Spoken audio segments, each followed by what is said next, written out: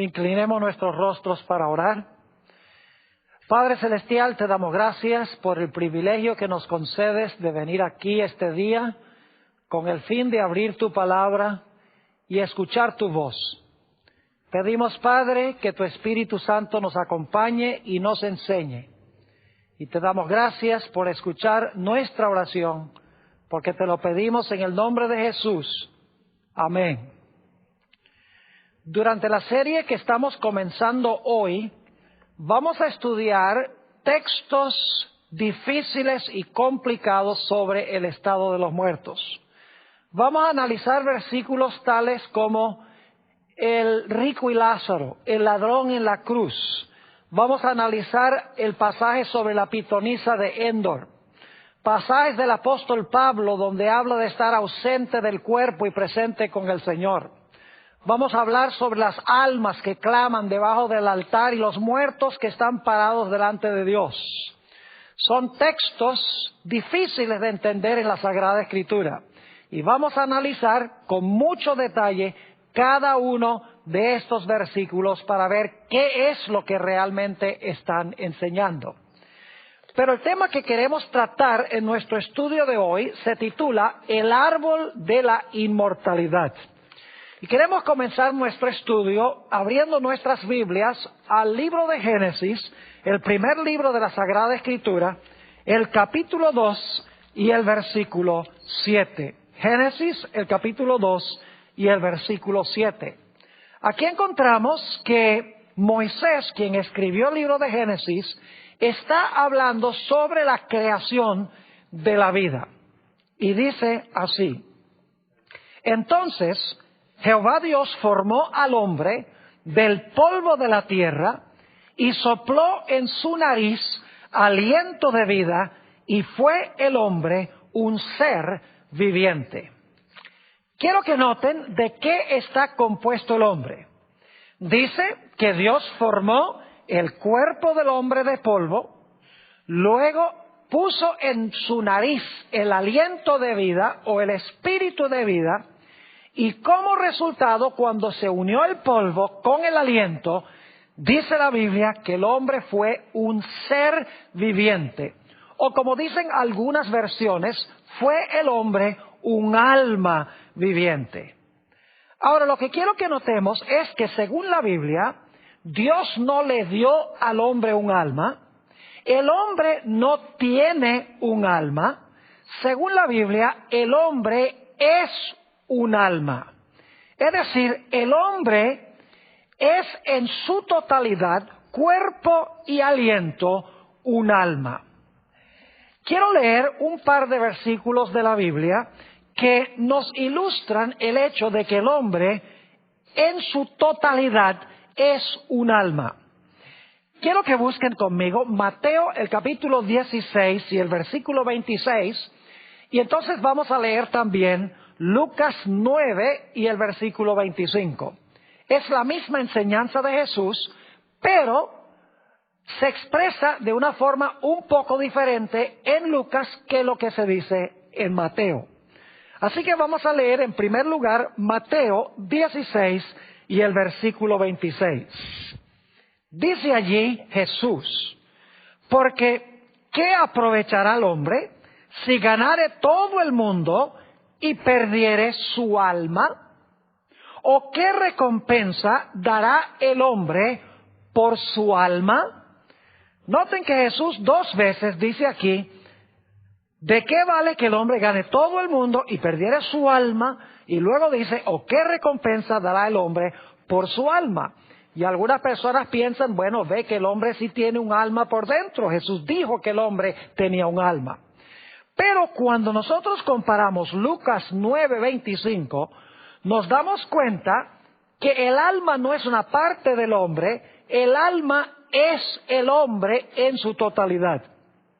Vamos a comparar el Evangelio según San Lucas, el capítulo 9 y el versículo 25. Es la misma enseñanza de Jesús, pero expresada en diferentes palabras. Dice allí: Pues, ¿qué aprovecha al hombre si gana todo el mundo? Y ahora escuchen bien: y se destruye o se pierde a sí mismo. Fíjese entonces que Mateo dice, ¿de qué vale que el hombre gane el mundo y pierda su alma? Aquí dice, ¿de qué vale que el hombre gane todo el mundo y se pierda a sí mismo? Es decir, el alma soy yo.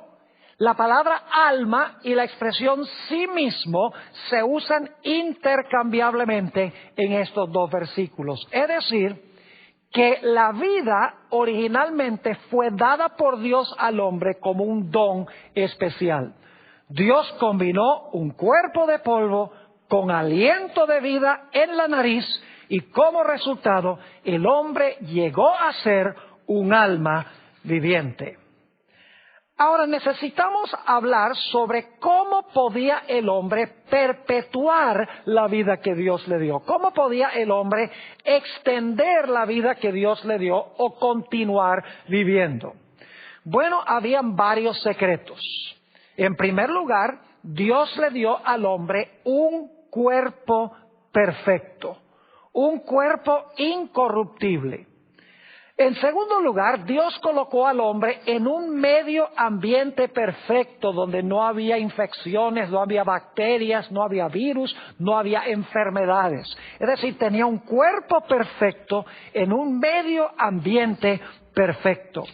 Además de eso, la Biblia nos dice que Dios le dio al hombre leyes de la salud que el hombre por naturaleza obedecía. Es decir, el hombre con un cuerpo perfecto, en un mundo perfecto, obedeciendo leyes de la salud perfectas, el hombre no se iba a enfermar ni iba a morir. Pero había otro elemento clave para que el hombre pudiera perpetuar o extender su vida. Aún teniendo un cuerpo perfecto, aún teniendo un ambiente perfecto y obedeciendo leyes perfectas, sin este último elemento, el hombre no podía continuar viviendo. ¿Y a qué me estoy refiriendo yo? Estoy hablando del árbol de la vida. Noten lo que dice Génesis, el capítulo 2 y el versículo 9. Génesis 2 y el versículo 9. Dice allí, y Jehová Dios hizo nacer de la tierra todo árbol delicioso a la vista y bueno para comer. También el árbol de vida, noten, el árbol de vida en medio del huerto y el árbol de la ciencia del bien y del mal. En unos momentos vamos a hablar del árbol de la ciencia del bien y del mal. Pero quiero que noten que Dios colocó en medio del huerto el árbol de la vida. Y vamos a encontrar que para que el hombre pudiera continuar viviendo, el hombre debía continuar comiendo regularmente del árbol de la vida. Es decir, el hombre no tenía vida propia, vida inherente. La vida del hombre dependía del árbol de Dios. Es decir, la vida del hombre era contingente, no era absoluta y propia. Podríamos pensar del árbol de la vida como un cargador de baterías. Ustedes saben que, por ejemplo, si tienen un teléfono celular, necesitan regularmente conectar el cargador de baterías del celular para que el celular pueda recobrar su energía. O si no, el celular, por así decirlo, se muere. De la misma manera sucedió con el hombre. Dios colocó el árbol en el huerto y el hombre debía regularmente, y yo creo que era mensualmente, veremos un poco más adelante, el hombre debía venir y comer del árbol de la vida y de esa manera iba a reabastecer la energía que Dios le había dado originalmente. Permítame leerles un par de citas, en realidad son 3 citas, 2 son de la autora Elena White y una cita es de otro teólogo con el nombre de Wheeler Robinson sobre el árbol de la vida. La primera cita la encontramos en el libro Testimonios para la Iglesia, tomo 8, página 288, donde dice la autora lo siguiente: el fruto del árbol de la vida en el huerto de Edén tenía poder sobrenatural. Noten, el fruto tenía poder sobrenatural. Sigue diciendo, comer de él significaba vivir para siempre.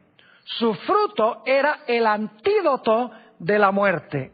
Sus hojas tenían el fin de perpetuar la vida y la inmortalidad. En el libro Patriarcas y Profetas, en la página 44, dice la misma autora: para que poseyera una existencia sin fin, el hombre debía continuar comiendo del árbol de la vida.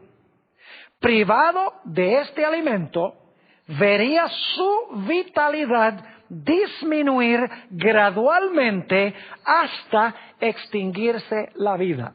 En otras palabras, sería como un celular que uno no puede cargar. Como resultado, finalmente el celular se muere porque ya no tiene energía y ya no se puede usar. Lo mismo iba a suceder con el hombre si el hombre no participaba regularmente del árbol de la vida. La última cita es de un teólogo con el nombre de Wheeler Robinson. En su libro, La doctrina cristiana del hombre, dice lo siguiente: según el pensar de Pablo, el hombre era mortal en su naturaleza original, pero con el prospecto de alcanzar la inmortalidad. Pero este prospecto lo perdió cuando fue expulsado del Edén y ya no tenía acceso al árbol de la vida, que hubiera nutrido la inmortalidad en él. Así entró la muerte por el pecado. Así que nos hemos dado cuenta que Dios le dio al hombre la vida. Dios creó al hombre un alma viviente. El plan era que el hombre viviera para siempre, participando regularmente del árbol de la vida. Pero la Biblia nos dice que entró al mundo el pecado y la muerte. Hablemos un poco sobre el origen de la muerte. Como leímos en Génesis 2:9, había otro árbol en el huerto del Edén. Se conoce como el árbol de la ciencia del bien y del mal. Leo de Génesis 2 y el versículo 15 hasta el versículo 17. Dice: tomó pues Jehová Dios al hombre y lo puso en el huerto de Edén para que lo labrara y lo guardase. Y mandó Jehová Dios al hombre diciendo: de todo árbol del huerto podrás comer, mas del árbol de la ciencia del bien y del mal no comerás, porque el día que de él comieres, ciertamente morirás. Es decir, Dios le dijo a Adán y Eva que si ellos comían de ese otro árbol, del árbol de la ciencia del bien y del mal, ese mismo día que comieran del árbol iban a morir. Ahora, yo quiero que ustedes noten que en el huerto del Edén había otro personaje que odiaba a Dios y quería compartir con Adán y Eva una gran mentira. Se trata de la serpiente antigua, el diablo y Satanás. Dios había dicho: el día que comas del árbol, ese día vas a morir. Pero noten lo que dijo la serpiente en Génesis el capítulo 3 y el versículo 4. Entonces la serpiente dijo a la mujer: no moriréis. Ahora surge la pregunta: ¿quién tenía razón? ¿Tenía razón Dios cuando dijo que si comía Adán y si comía Eva del árbol iban a morir? ¿O tenía razón Satanás cuando dijo: si comen del árbol no van a morir? La realidad es que la palabra de Dios se mostró verídica. Noten en Génesis 3 y el versículo 6 que Adán y Eva desobedecieron el mandato de Dios y comieron del árbol de la ciencia del bien y del mal. Dice allí en Génesis 3:6: y vio la mujer que el árbol era bueno para comer y que era agradable a los ojos y árbol codiciable para alcanzar la sabiduría, y tomó de su fruto y comió, y dio también a su marido, el cual comió así como ella. Ahora se debía demostrar si iban a morir o si no iban a morir. Dios dijo que si comían de ese árbol iban a morir.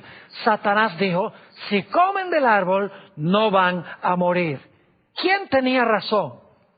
En Génesis 3 y el versículo 19, Dios pronunció la sentencia sobre Adán.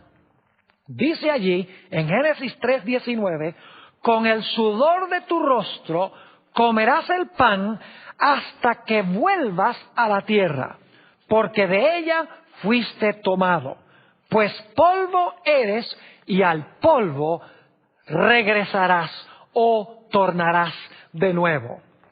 Es decir, Dios le dijo a Adán y le dijo a Eva, ustedes comieron del árbol y por lo tanto van a morir. Ahora, inmediatamente nos preguntamos, ¿por qué es que el hombre iba a morir? ¿Sería porque su cuerpo se iba a degenerar?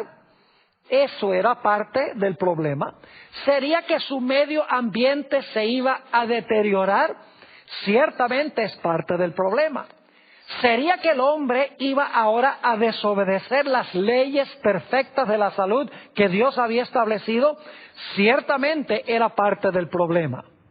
Pero la razón principal por la cual Adán y Eva iban a morir ahora es porque ya no tenían acceso al árbol de la vida. Es aterrador pensar que si hubieran tenido acceso al árbol de la vida, regularmente siendo pecadores, hubieran podido vivir indefinidamente, pero no felices, sino en miseria. Y por lo tanto Dios les vetó el árbol de la vida. Dijo, ya no van a comer más del árbol de la vida.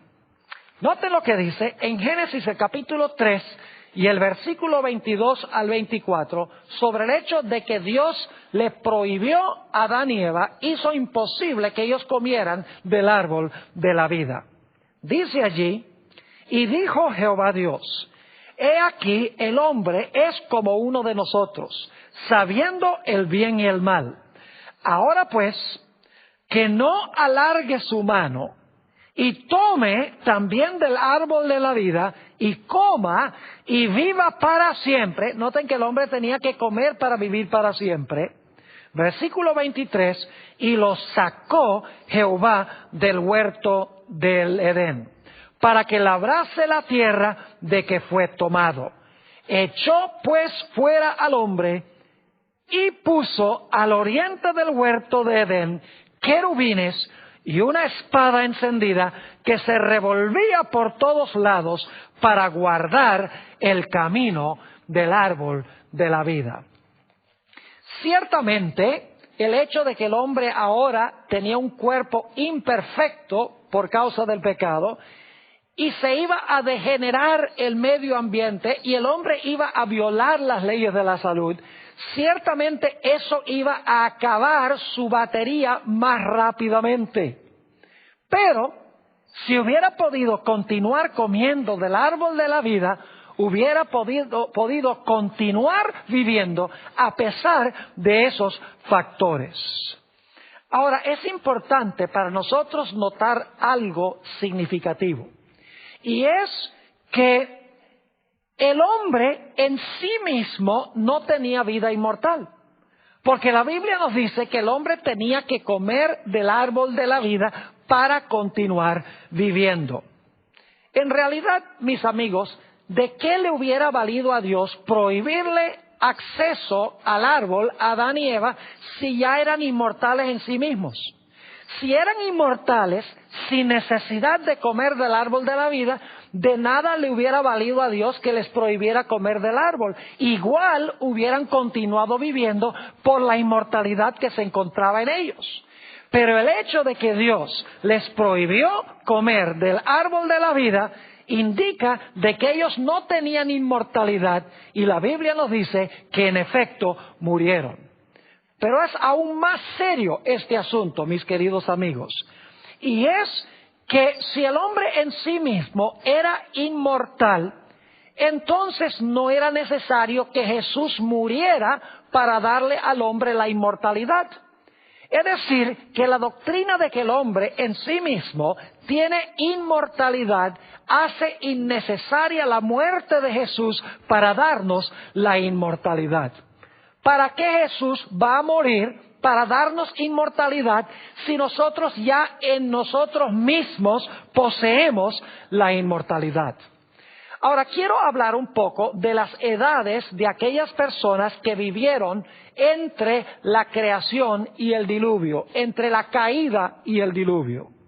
En Génesis, el capítulo 5, tenemos la lista de ciertos héroes antediluvianos. Y es interesante notar la cantidad de años que vivieron cada una de esas personas. Solamente les voy a mencionar las edades, no vamos a leer los versículos, ustedes pueden leerlo en Génesis el capítulo 5. Dice allí que vivieron hasta tener 930, 912, 905, 910, 895, 962, 969, 777 y Noé vivió hasta tener 950 años. La gente dice, ¿cómo es que esa gente podía vivir tan largo periodo de tiempo?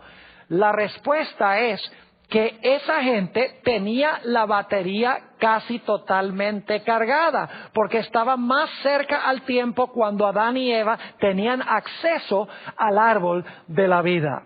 Es decir, que su batería no se había agotado como la batería de los que vivimos en esta tierra. Y sin embargo, escuchen bien, a pesar de que tenían la batería casi plenamente cargada porque estaban cerca del momento de la creación, de todas maneras, cerca de 1000 años después, Matusalén y otros murieron porque no tenían acceso al árbol de la vida.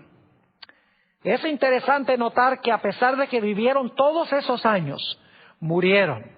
En efecto, en Génesis el capítulo 5, se usa una fórmula muy interesante para hablar de cada una de esas personas, con la excepción de Enoc, que la Biblia dice que fue trasladado al cielo de entre los vivos. Pero los otros 9 que se mencionan en Génesis 5, se usa una fórmula en Génesis 5:5, 5:7, versículo 10, versículo 13, versículo 16, versículo 19, versículo 27, versículo 30 y el capítulo 9 y el versículo 29 se usa la fórmula y murió. Es decir, que la palabra de Dios se mostró verídica y cierta. El hombre no siguió viviendo indefinidamente, como dijo Satanás la serpiente, sino que se comprobó que si el hombre comía del árbol iba a morir. En efecto, en Romanos 6 y el versículo 23 nos dice, la paga del pecado es muerte. Dios tenía razón. ¿Por qué vivieron tanto tiempo aquellas personas antes del diluvio? Quiero leerles una cita que se encuentra en el Comentario Bíblico Adventista, tomo 7, página 988, sobre la razón por la cual los antediluvianos vivieron tanto tiempo. Dice la autora, al comer Adán y Eva de este árbol, reconocieron que dependían de Dios. El árbol tenía poder para perpetuar la vida. Y mientras comieran de él, no podían morir. Los antediluvianos fueron tan longevos, es decir, vivieron tanto tiempo, porque recibieron de Adán y Eva el poder vivificante que impartía este árbol. Es decir, que la fuente de vida del hombre no estaba dentro de ellos en un alma inmortal. La fuente de la vida se encontraba fuera de ellos en el árbol de Dios. Si no podían comer del árbol, aunque tenían la batería bien cargada, últimamente iban a morir. Y eso es lo que pasó con toda esa generación. ¿Qué diríamos de la longitud de vida de aquellas personas que vivieron entre el diluvio y los días del patriarca Abraham? En Génesis, el capítulo 11, tenemos la longitud de vida de estas personas. No voy a leer los versículos, pero les voy a decir las edades de aquellos que vivieron desde el tiempo de Noé hasta el tiempo de Abraham. Varios centenares de años. Dice en Génesis 11 que vivieron hasta tener 600, 438, 433, 464, 239 y otra persona también vivió 239, 230, 148, 205 y 175. Ahora, había varios factores que llevaron a que las edades se acortaran tanto. Entre ellas estaba la idea de que el hombre tenía un cuerpo cada vez más imperfecto por causa del pecado. Además de eso, después del diluvio, el medio ambiente se dañó muy rápidamente. Y luego, la Biblia nos dice que los seres humanos violaban las leyes de la salud que Dios había dado. Es decir, por estos factores se deterioró el periodo de vida de estas personas y no pudiendo comer del árbol de la vida, finalmente su vida se extinguió. Nuevamente se comprueba que ellos no eran inmortales en sí mismos, tenían que haber comido del árbol de la vida para continuar viviendo. Ahora, hablemos de la longitud de vida en los días de Moisés. Estos son varios centenares de años después de Abraham. Nos dice en Deuteronomio 34 y el versículo 7 que Moisés vivió hasta tener 120 años. Es un periodo considerable, pero fíjense que aún hasta los días de Moisés había disminuido aún más el periodo de vida del ser humano. Por violar las leyes de la salud, por un medio ambiente cada vez más dañado, por un cuerpo humano afectado por el pecado y especialmente por no comer del árbol de la vida. Ahora, ¿qué dice David en cuanto a la longitud de vida? Ahora estamos hablando de un periodo aproximadamente 500 años después de Moisés. En el Salmo 90 y el versículo 10, el rey David nos habla de la longitud de vida de los seres humanos hoy.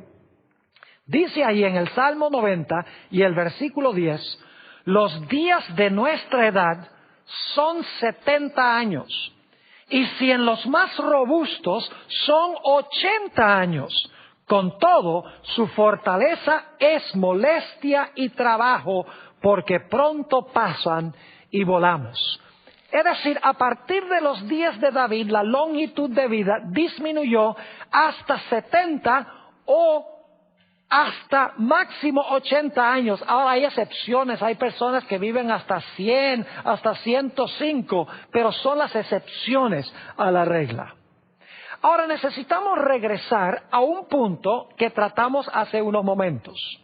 Ustedes recuerdan que Dios le dijo a Adán y Eva que el día que ellos comieran del árbol de la ciencia del bien y el mal, ese mismo día iban a morir. Quiero leer nuevamente ese texto en Génesis el capítulo 2 y el versículo 16 y 17.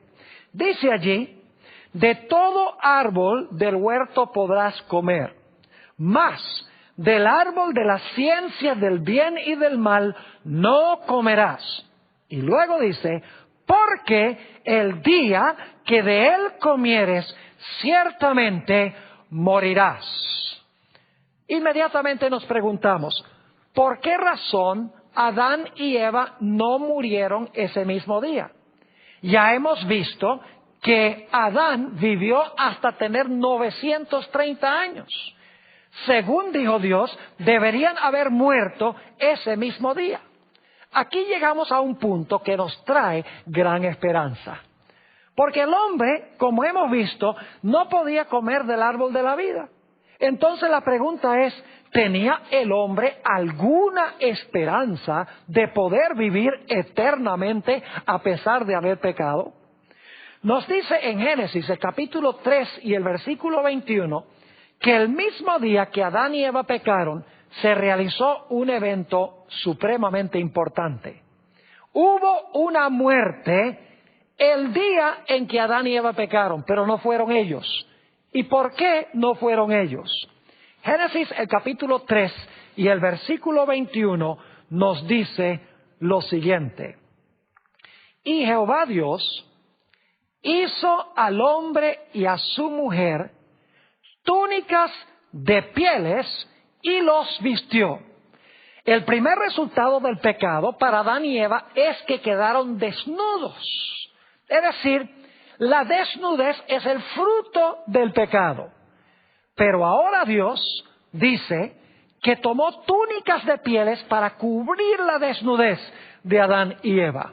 Ahora yo pregunto, ¿qué necesitó suceder para que Dios pudiera tener pieles para cubrir la vergüenza de la desnudez de Adán y Eva?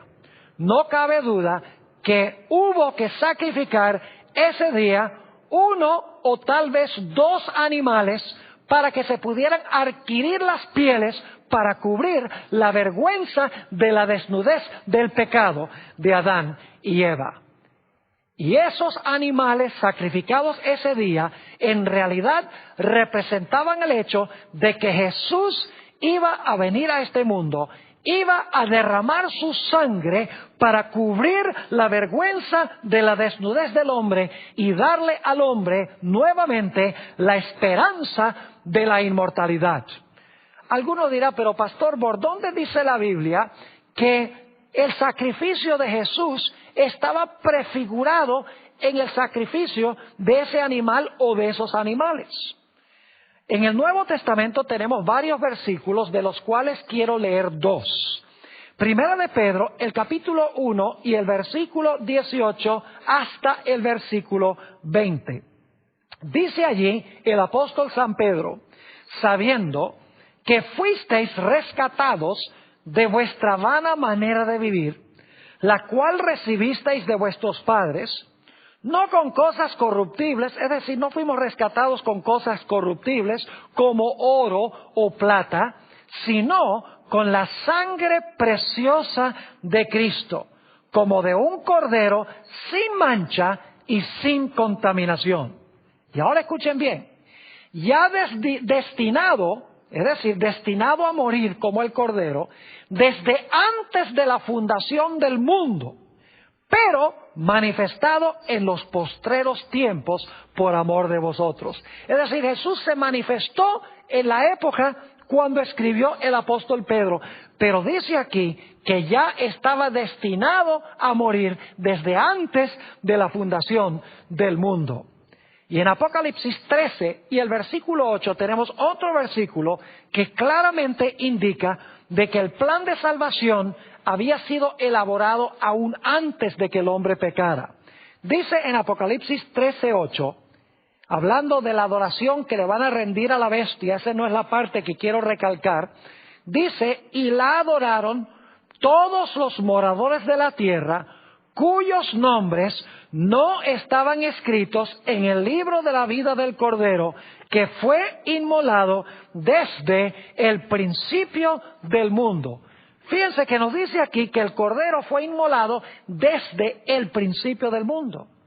Es decir, que el mismo día que Adán y Eva pecaron, ese día debían haber muerto Adán y Eva, pero ese mismo día se sacrificó un animal o posiblemente dos animales y de esa manera Jesús estaba indicándole a Adán y Eva que Él era el Cordero que en el futuro iba a venir para pagar la deuda de pecado de ellos.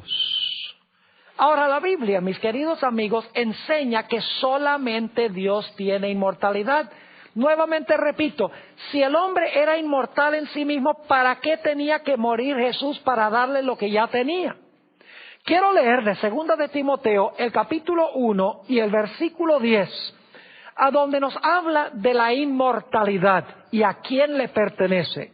Dice en 2 de Timoteo 1 y el versículo 10, hablando de la manifestación de Jesús en esos días, dice, pero ahora ha sido manifestada por la aparición de nuestro Salvador Jesucristo, el cual, ahora escuchen bien, quitó la muerte y sacó a la luz vida y la inmortalidad por el Evangelio. Fíjense que Jesús sacó a la luz la vida y la inmortalidad y abolió la muerte.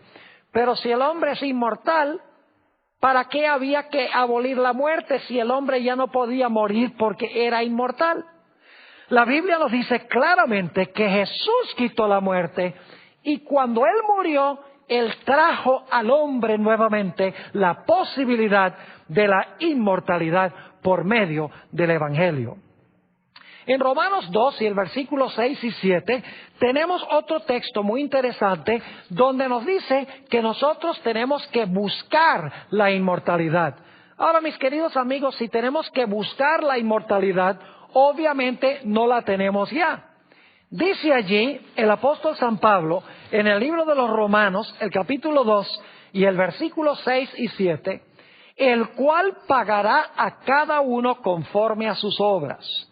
Vida eterna a los que, perseverando en bien hacer, noten, buscan gloria y honra e inmortalidad. Es decir, la inmortalidad hay que buscarla. Y por lo tanto significa que no la tenemos por naturaleza. Jesús trajo la inmortalidad a la luz a través del Evangelio, a través de su muerte. Obviamente, si Jesús trae la inmortalidad, yo no la poseo en mí mismo ya. Pero alguno dirá, pastor, entonces si yo acepto a Cristo, si yo acepto el Evangelio, y Cristo me da a mí el don de la inmortalidad, ¿por qué aún nosotros morimos? Si nos da la inmortalidad, si nos garantiza la inmortalidad, entonces ¿por qué es que nosotros todavía morimos?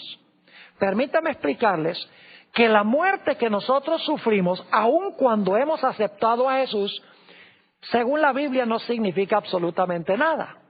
Porque solamente es un sueño, es un momento de silencio hasta que Jesús regrese a este mundo para darnos el toque final de la inmortalidad. Note lo que dice en Primera de Tesalonicenses, el capítulo 4 y los versículos 15 al 17. Este es un pasaje muy hermoso sobre la resurrección cuando Jesús venga. Primera de Tesalonicenses 4, 15 al 17. Aquí dice el apóstol Pablo, por lo cual os decimos esto en palabra del Señor, que nosotros que vivimos, que habremos quedado hasta la venida del Señor, no precederemos a los que durmieron, es decir, no vamos a ir al cielo antes que los que murieron. Porque el Señor mismo, con voz de mando, con voz de arcángel y con trompeta de Dios, descenderá del cielo. Y los muertos, ahora viene la parte clave, los muertos en Cristo resucitarán primero. No todos los muertos, dice, los muertos en Cristo resucitarán primero. Luego, nosotros los que vivimos, los que hayamos quedado, seremos arrebatados juntamente con ellos, es decir, con los que murieron y resucitaron, en las nubes para recibir al Señor en el aire y así estaremos siempre con el Señor. Es decir, que si yo recibo a Jesús como mi Salvador, la Biblia dice que yo estoy en Él. Tengo la garantía de inmortalidad.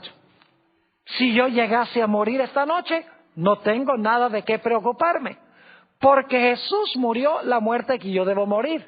Y cuando yo lo recibí, cuando yo lo acepté como mi Salvador, Dios me mira, me incluye en Él. Y cuando Jesús venga, Él me va a dar el toque final de la inmortalidad que me garantizó durante el tiempo que yo estaba vivo. En 1 Corintios, el capítulo 15 y los versículos 52 y 53, encontramos otro pasaje hermoso sobre la resurrección. Quiero leer 1 Corintios 15 y en realidad voy a leer empezando en el versículo 51 hasta el versículo 55. Dice allí, he aquí os digo un misterio. No todos dormiremos, pero todos seremos transformados en un momento, en un abrir y cerrar de ojos, a la final trompeta, es decir, cuando Jesús venga. Y los muertos serán resucitados incorruptibles, y nosotros seremos transformados. Porque es necesario que esto corruptible se vista de incorrupción. ¿Cuándo es que nos vamos a vestir de incorrupción? ¿En el momento cuando morimos? No, es a la final trompeta, según dice aquí. Porque es necesario que esto corruptible se vista de incorrupción y esto mortal se vista de inmortalidad. Si tenemos que vestirnos de inmortalidad, ¿no la tenemos ya? ¿Cómo puede usted hablar de que la necesidad de vestirnos de inmortalidad si ya somos inmortales? Sigue diciendo, y cuando esto corruptible se haya vestido de incorrupción y esto mortal se haya vestido de inmortalidad, entonces se cumplirá la palabra que está escrita: sorbida es la muerte en victoria. ¿Dónde está, oh muerte, tu aguijón? ¿Dónde, oh sepulcro, tu victoria? ¿Cuándo entonces es que vamos a recibir la inmortalidad?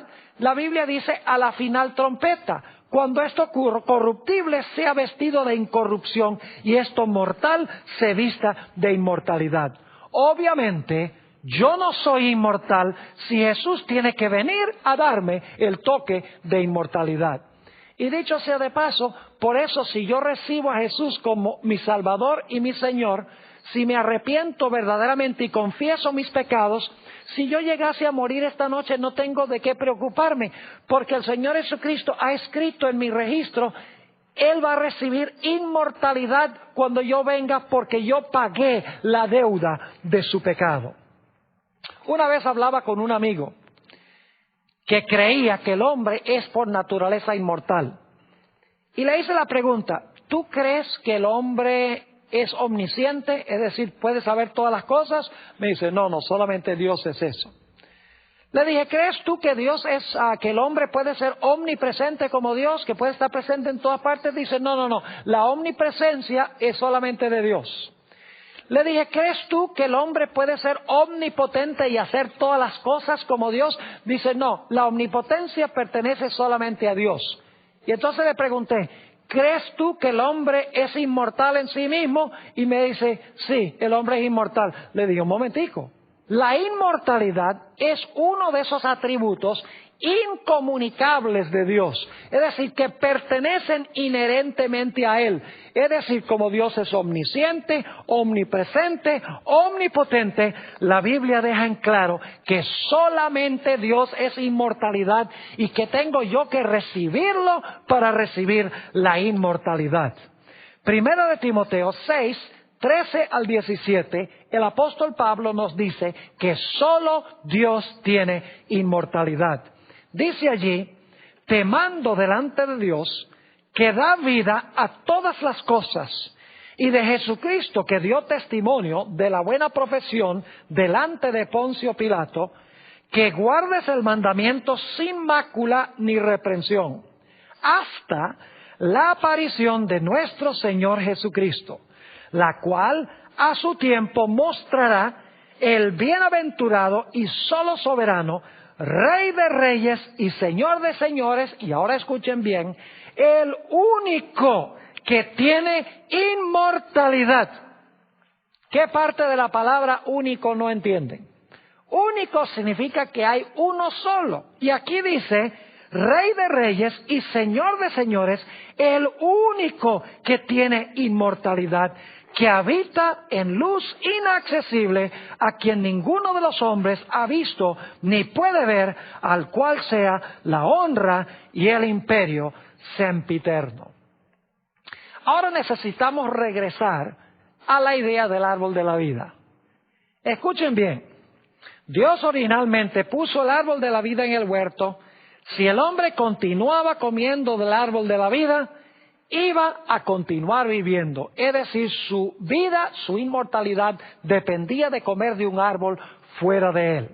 Pero Dios le dijo al hombre, si pecas, te voy a vetar el árbol de la vida, no vas a poder comer del árbol de la vida si comes del árbol de la ciencia del bien y del mal.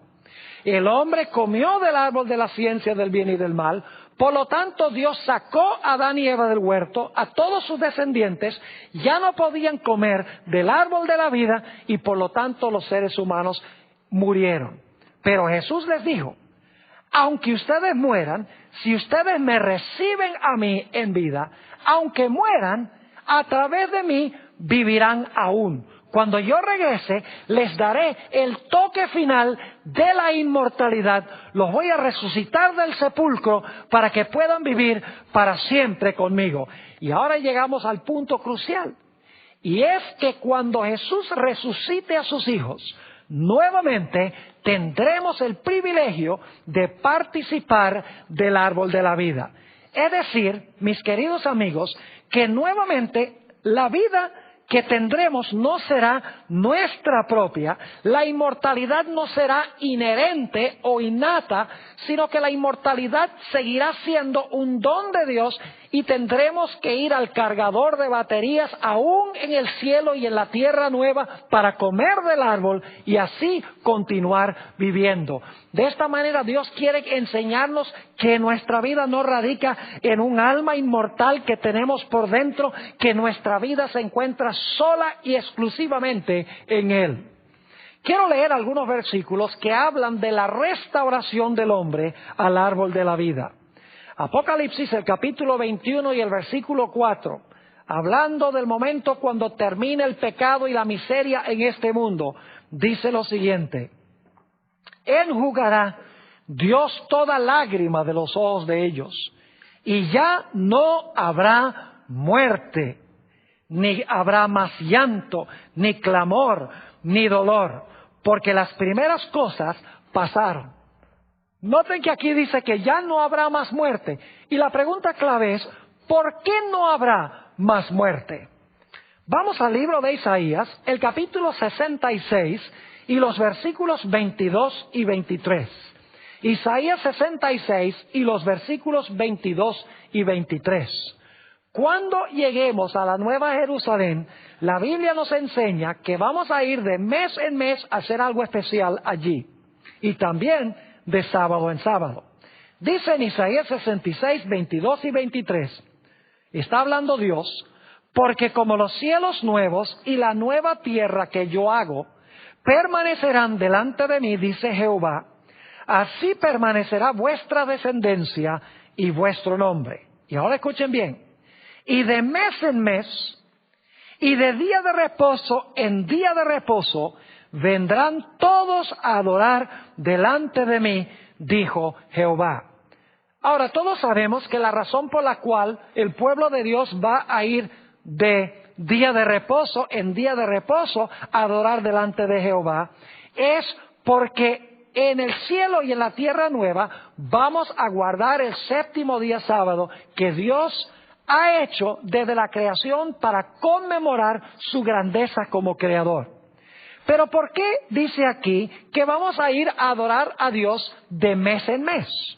La respuesta la encontramos en Apocalipsis 22 y el versículo 1 y 2. Mis amigos y hermanos, vamos a ser restaurados nuevamente al árbol de la vida. Y vamos a ir de mes en mes a participar del árbol de la vida para cargar nuestra batería, para que siempre estemos llenos de vitalidad y de energía. Dice en Apocalipsis 22 y el versículo 1 y 2, después me mostró un río limpio de agua de vida, resplandeciente como el cristal, que salía del trono de Dios y del Cordero. En medio de la calle de la ciudad, y a uno y otro lado del río estaba, noten, el árbol de la vida, que produce 12 frutos, dando cada mes su fruto, y las hojas del árbol eran para la sanidad de las naciones. Fíjense que aquí dice que el árbol de la vida produce un fruto nuevo cada mes. Y en Isaías 66 dice que iremos de mes en mes a adorar delante de Jehová. Es decir, vamos a comer mensualmente del árbol de la vida y así reabasteceremos nuestra energía perpetuamente inmortales, no en nosotros mismos, sino porque comemos del árbol de Dios. Ahora alguien dirá, pero pastor, ahí sencillamente dice que vamos a ir de mes en mes. Ahí dice solamente que el árbol de la vida produce su fruto cada mes. Allí no dice nada de que vamos a comer de ese árbol. Bueno, noten lo que dice Apocalipsis, el capítulo 2 y el versículo 7. Apocalipsis, el capítulo 2 y el versículo 7. Dice, el que tiene oído, oiga lo que el Espíritu dice a las iglesias. Al que venciere, escuchen bien, le daré a comer del árbol de la vida, el cual está en medio del paraíso de Dios. No solamente vamos a ir cada mes a admirar el árbol de la vida, dice que vamos a ir de mes en mes para comer del árbol de la vida que está en medio del paraíso de Dios. Ahora, ¿cuál es la garantía de que nosotros podremos algún día participar de ese árbol de la vida para continuar viviendo por los siglos de la eternidad? Mis queridos hermanos y amigos, hay una condición, y es que tenemos que recibir a Jesús ahora como nuestro Salvador y Señor. Tenemos que aceptar su vida en lugar de nuestra vida pecaminosa. Tenemos que aceptar su muerte en lugar de la muerte que nosotros debemos sufrir. Es decir, recibiendo a Jesús, puedo tener ahora la garantía de inmortalidad. Y si llego a morir, Jesús cuando venga me va a resucitar y me va a restaurar al árbol de la vida. Podré comer de mes en mes y así vivir por los siglos sin fin. En Juan 3 y el versículo 16, tal vez el versículo más famoso de la Biblia, encontramos estas palabras. Porque de tal manera amó Dios al mundo, que ha dado a su Hijo unigénito. Noten esto, para que todo aquel que en Él cree no se pierda, mas tenga vida eterna. Fíjense nuevamente que yo no tengo vida eterna en mí mismo, porque aquí dice que yo tengo que creer en Jesús para recibir la vida eterna. Es más, en 1 de Juan, el capítulo 5 y el versículo 11 y 12, encontramos las siguientes palabras muy significativas. Dice en 1 de Juan 5, 11 y 12, y este es el testimonio, que Dios nos ha dado vida eterna. Y esta vida, ¿dónde está? Bueno, en un alma inmortal que yo tengo por dentro, ¿verdad? Claro que no. Dice nuevamente que Dios nos ha dado vida eterna y esta vida está en su Hijo.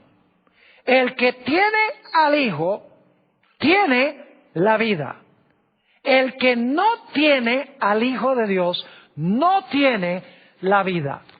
Es decir, nuestra esperanza de vida no se encuentra en un alma inmortal que está dentro de nosotros, que ni siquiera Dios puede destruir. Nuestra fuente de vida está en tener a Jesús como nuestro Salvador y nuestro Señor. En Gálatas, el capítulo 3 y el versículo 26 y 27, nos habla de cómo podemos nosotros llegar a estar en Jesús. Porque ustedes recuerdan que leímos en Primera de Tesalonicenses, el capítulo 4, que los muertos en Cristo van a resucitar y luego Jesús los va a restaurar al árbol de la vida. Pero ¿cómo puedo yo llegar a estar en Jesús o en Cristo? En Gálatas 3, 26 y 27, el apóstol Pablo nos explica cómo podemos llegar a estar en Cristo. Dice lo siguiente: pues todos sois hijos de Dios por la fe en Cristo Jesús. Noten, pues todos sois hijos de Dios por la fe en Cristo Jesús. Y luego dice, porque todos los que habéis sido bautizados en Cristo, de Cristo estáis vestidos. Mis queridos amigos, el momento cuando yo llego a estar en Cristo es en el momento del bautismo. Y quiero explicarles por qué razón Dios ha establecido esta ceremonia especial de incorporación del hombre en Jesús. En realidad, la Biblia nos dice que el Señor Jesucristo vivió una vida perfecta. Jesucristo murió, fue sepultado y resucitó de los muertos para no morir más. En la ceremonia del bautismo, yo me incorporo a lo que hizo Jesús. Porque yo también he vivido una vida llena de pecado. Pero cuando recibo a Jesús, la vida perfecta de Él está en lugar de mi vida imperfecta. Y luego, cuando soy sepultado en las aguas del bautismo, en realidad estoy figurativamente, simbólicamente, estoy muriendo. Porque cuando me ponen debajo del agua, dejo de respirar como un muerto cuando lo entierran. Es decir, sepultado en las aguas, estoy simbólicamente muriendo. Y entonces, cuando salgo del agua, y dicho sea de paso, he bautizado a muchas personas, cuando esas personas salen del agua, lo primero que hacen es respirar profundo, porque han salido del agua y están vivos. Es decir, que el bautismo es una ceremonia que nos incluye en el Señor Jesucristo, nos incorpora en Él, porque simbólicamente pasamos por la misma experiencia de Él. Vivimos, morimos, somos sepultados y resucitamos a novedad de vida en Él. Es decir, si yo me arrepiento del pecado, confieso mis pecados, sepulto esos pecados en las aguas del bautismo, salgo de las aguas del bautismo, estoy incorporado en Jesús. Y si llegase a morir, mi vida está escondida en Él. Y cuando venga me dará el toque de la inmortalidad y me restaurará al árbol de la vida.